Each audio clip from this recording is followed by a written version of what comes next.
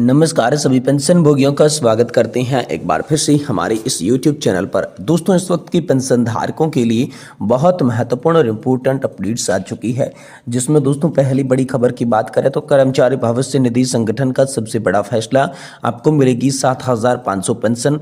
EPFO ने बदले हैं नियम। तो दोस्तों EPFO का सबसे बड़ा कौन सा फैसला, आज से आप सभी को 7,500 रुपये की किस तरीके से पेंशन देखने को मिलेगी, कर्मचारी भविष्य निधि संगठन का बिगेस्ट डिसीजन कौन सा निकल कर सामने आया है, इसके बारे में दोस्तों आज इस वीडियो के अंदर बात करेंगे। साथ ही प्राइवेट कर्मचारियों को मिलेगा ज्यादा पेंशन का लाभ, EPFO का नया ऐलान। जी हाँ दोस्तों, जो प्राइवेट कर्मचारी है उनको ज्यादा पेंशन का लाभ कैसे देखने को मिलेगा, किस तरीके से बदलाव होने वाला है, कर्मचारी भविष्य निधि संगठन के नए नियमों को लेकर क्या बड़े अपडेट है, इसके बारे में भी आज इस वीडियो के अंदर बात करेंगे। साथ ही हम बात बताने वाले हैं केंद्र सरकार का नया सेवानिवृत्ति विजन एकीकृत पेंशन योजना 2025 को लेकर बड़ा अपडेट आ रहा है। तो दोस्तों आखिरकार एकीकृत पेंशन योजना 2025 को लेकर केंद्र सरकार का नया कौन सा सेवानिवृत्त विजन निकल कर आ रहा है, इसके बारे में भी आज इस वीडियो के अंदर बात करेंगे।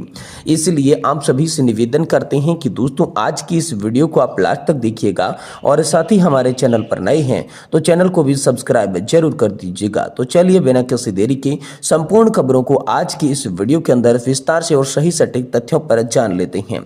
जय दोस्तों, सबसे पहले बड़ी खबर की बात करें तो कर्मचारी भविष्य निधि संगठन का बड़ा फैसला निकलकर सामने आ चुका है। आज से ही आपको मिलेगी 7,500 रुपये की पेंशन। EPFO बिगेस्ट डिसीजन लेकर बड़ी खबर आ चुकी है। अब इस मांग पर एक और नया मोड़ आने लगने की संभावना है, क्योंकि हाल ही में EPS 95 की सेवानिवृत्त कर्मचारी एक प्रतिनिधि मंडल ने वित्त मंत्री निर्मला सीतारमण से मुलाकात की। न्यूनतम पेंशन को बढ़ाकर 7,500 रुपये करने के साथ साथ महंगाई भत्ता यानी कि DA जोड़ने की मांग को दोहराया।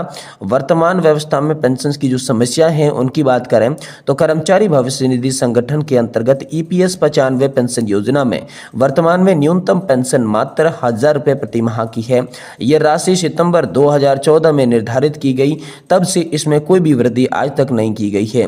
आज के समय में जब महंगाई चरम पर है, क्या 1,000 रुपये से जीवन यापन संभव है? बिल्कुल भी नहीं। इस तरीके का दोस्तों समस्याएं जो है वो पेंशन धारकों की निकलकर सामने आ रही है। पिछले दशक में महंगाई कई गुना बढ़ चुकी है। दैनिक खर्च, चिकित्सा बिल और आवश्यक वस्तुओं के दाम आसमान छू रहे हैं। इन परिस्थितियों में 1,000 रुपये की पेंशन भोगियों के लिए पूरी तरीके से अपर्याप्त है। इसी कारण EPS 95 के पेंशनर निरंतर सरकार से मांग कर रही हैं कि उनकी न्यूनतम पेंशन बढ़ाकर 7,500 रुपये की जाए। इसमें महंगाई भत्ता यानी कि DA भी जोड़ा जाए, ताकि महंगाई बढ़ने के साथ साथ उनकी पेंशन भी यहाँ पर जो है बढ़ती रहे। साथ ही दोस्तों बात करें EPS 95 के पेंशनर्स की प्रमुख मांगे कौन कौन सी है और प्रमुख मांगों को लेकर क्या संभावित परिणाम और बैठक हो सकती है, इसके बारे में पहली बड़ी खबर की मांग करें तो दोस्तों यहाँ पर न्यूनतम पेंशन को 1,000 रुपये से बढ़ाकर 7,500 रुपये करने की मांग। दूसरी है महंगाई भत्ता यानी कि DA जोड़ा जाए, ताकि महंगाई बढ़ने के साथ साथ पेंशन की राशि में स्वतः ही बढ़ोतरी हो सके। तीसरा है सेवानिवृत्त कर्मचारी और उनके जीवन साथी को निःशुल्क चिकित्सा सुविधा प्रदान की जाए, यानी कि मुफ्त मेडिकल सुविधा को लेकर। और चौथा है उच्च पेंशन पर लाभ प्राप्त करने की प्रक्रिया को और भी ज्यादा सरल बना देना चाहिए। वहीं दोस्तों कर्मचारी भविष्य निधि संगठन की बैठक और इसके संभावित कुछ परिणामों को लेकर बात करें तो EPFO की ओर से महत्वपूर्ण बैठक होने जा रही है, जिसमें कई प्रमुख निर्णय लिए जा सकते हैं। इसमें एक मुद्दा जमा पर यहाँ पर जो ब्याज दर का था, जो कि CBT बैठक में हल हो चुका, जिसमें निजी क्षेत्र के करोड़ों कर्मचारियों को आर्थिक झटका भी लग सकता है। यदि ब्याज दरें घटती है तो PF पर मिलने वाला प्रतिफल कम हो जाएगा, जिससे भविष्य में मिलने वाली पेंशन पर भी नकारात्मक प्रभाव पड़ेगा। इस तरीके की बातें सामने आ रही है। हालांकि EPS 95 राष्ट्रीय आंदोलन समिति के अनुसार वित्त मंत्री ने प्रतिनिधिमंडल को सकारात्मक आश्वासन दिया है। उनकी मांगों पर गंभीरता से विचार किया जाएगा।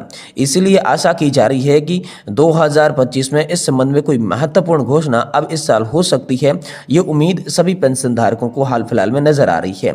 वहीं दोस्तों बात करें पेंशन वृद्धि की मांग के इतिहास को लेकर तो पिछले 7 से 8 वर्षों से EPS 95 के पेंशन भोगी लगातार अपनी पेंशन बढ़ाने की मांग कर रही हैं। उन्होंने कई बार धरने, प्रदर्शन और ज्ञापन के माध्यम से सरकार तक अपनी आवाज पहुंचाने का भी प्रयास किया है। साल 2014 में जब न्यूनतम पेंशन 1000 रुपये निर्धारित की गई थी, उससे पहले कई पेंशनर्स को केवल 200 से 300 रुपये प्रति माह की पेंशन मिल रही थी, परंतु इसके बाद अब तक कोई भी वृद्धि नहीं हुई है, जबकि इस अवधि में महंगाई में भारी बढ़ोतरी दर्ज की गई है। तो यहाँ पर कुल मिलाकर बात करें तो पिछले 7-8 वर्षों से नेशनल एजुकेशन कमेटी जो है ईपीएस 95 के पेंशन धारकों की पेंशन बढ़ाने को लेकर बात कर रही है, लेकिन साल 2014 के बाद अभी तक कोई भी पेंशन के अंदर बढ़ोतरी ईपीएस 95 पेंशन धारकों के लिए राहत लेकर नहीं आई है। इस तरीके की कोई खबर नहीं आई है। वहीं उम्मीद तो अब ये जताई जा रही है कि ईपीएफओ की बैठक के अंदर इसको लेकर निर्णय हो सकता है। कर्मचारी भविष्य निधि संगठन के अधिकारियों की बैठक के अंदर दोस्तों हम सभी की पेंशन बढ़ोतरी को लेकर कुछ यहाँ पर बड़ा होने वाला है, क्योंकि इसमें ईपीएस 95 की प्रमुख पेंशनर्स की 4 सूत्रीय मांगे, जिसमें न्यूनतम पेंशन 7,500 रुपये, डीए जोड़ा जाए, यहाँ पर जो है निःशुल्क चिकित्सा सुविधा, मेडिकल सुविधा और साथ ही उच्च पेंशन के लाभ प्राप्त करने की जो प्रक्रिया है उसे सरल बनाने को लेकर ये प्रमुख मांगे हैं। तो इन मांगों पर दोस्तों आप सभी के लिए फैसला हो सकता है, क्योंकि पिछले ही दशक में महंगाई जो है वो बहुत बढ़ चुकी है और पेंशन की राशि अभी तक नहीं बढ़ पाई है, इसीलिए ये संभावना आप सभी के लिए जताई जा रही है। वहीं दोस्तों केंद्र सरकार का नया सेवानिवृत्त विजन निकल कर आ रहा है एकीकृत पेंशन योजना को लेकर, जहां दोस्तों पेंशन फंड विनियामक और विकास प्राधिकरण यानी कि पीएफआरडीए ने आधिकारिक तौर पर एकीकृत पेंशन योजना की शुरुआत की है, जो भारत के सेवानिवृत्त ढांचे में एक महत्वपूर्ण विकास है। 1 अप्रैल 2025 से लागू होने वाली ये योजना यहाँ पर जो है राष्ट्रीय पेंशन योजना की व्यापक छतरी के नीचे एक संरचित और आस्की रूप से गारंटीकृत पेंशन आप सभी के लिए पेश करेंगी। साथ ही दोस्तों इस विनियम, जिसका औपचारिक शीर्ष पेंशन फंड और विनियामक प्रकाश प्राधिकरण है, यानी दोस्तों 2025 है, यहाँ पर हम सभी के लिए भारत सरकार के राजपत्र में इसको भी प्रकाशित कर दिया जा चुका है। एकीकृत पेंशन योजना को केंद्र सरकार ने उन कर्मचारियों के लिए विकल्प के रूप में पेश किया जो वर्तमान में एनपीएस ढांचे में नामांकित है। इस यहाँ पर जो है रणनीतिक बदलाव का उद्देश्य एनपीएस ढांचे के भीतर लचीलेपन को एक डिग्री बनाए रखता हुआ है और साथ ही बेहतर सेवानिवृत्त सुरक्षा प्रदान करना है। यूपीए एक निश्चित मासिक पेंशन योजना का वादा करती है, जो सेवानिवृत्ति के बाद आय में पुनर्नुमान के लिए एक परत जोड़ सकती है। यूपीएस में शामिल होने वाले की पात्रता पीएफआरडीए द्वारा निर्धारित विशिष्ट शर्तों पर निर्भर करती है। 1 अप्रैल 2025 तक एनपीएस में पहले से नामांकित कर्मचारियों के पास एकीकृत पेंशन योजना में स्विच करने का विकल्प होगा। इसके अतिरिक्त स्थिति को उसके बाद केंद्र सरकार की सेवानिवृत्त प्रवेश करने वाले व्यक्तियों को भी शामिल होने की अनुमति है। बस शर्त यह है कि उनकी नियुक्ति के पहले 30 दिनों के भीतर इसमें शामिल होने का विकल्प उनको चुनना होगा।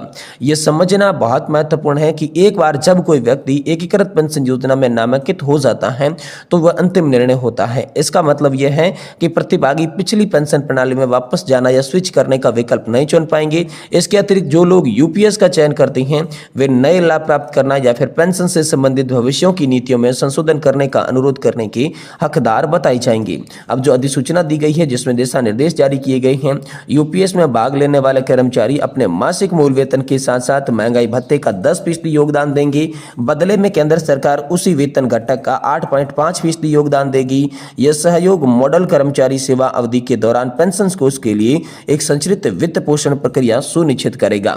एकीकृत पेंशन योजना की सबसे बड़ी आकर्षक विशेषताओं में से एक है न्यूनतम मासिक पेंशन का आश्वासन। इस योजना के तहत कम से कम 10 साल तक सेवा देने वाले कर्मचारी को सेवानिवृत्ति पर 10,000 रुपए की गारंटीकृत पेंशन प्रदान करने की पात्रता मिलती है। यह प्रावधान वित्तीय सुरक्षा के लिए बहुत ही जरूरी है, खासकर उन लोगों के लिए जो सेवानिवृत्ति में अस्थिर आय के बारे में रहकर चिंतित है। तो उनके लिए 10,000 रुपए की न्यूनतम पेंशन जो है वो इस एकीकृत पेंशन योजना को लेकर मिलेगी। तो दोस्तों केंद्र सरकार का नया सेवानिवृत्त विजन एकीकृत पेंशन योजना 2025 को लेकर ये बड़ी खबर आप सभी के लिए निकल कर सामने आ चुकी है।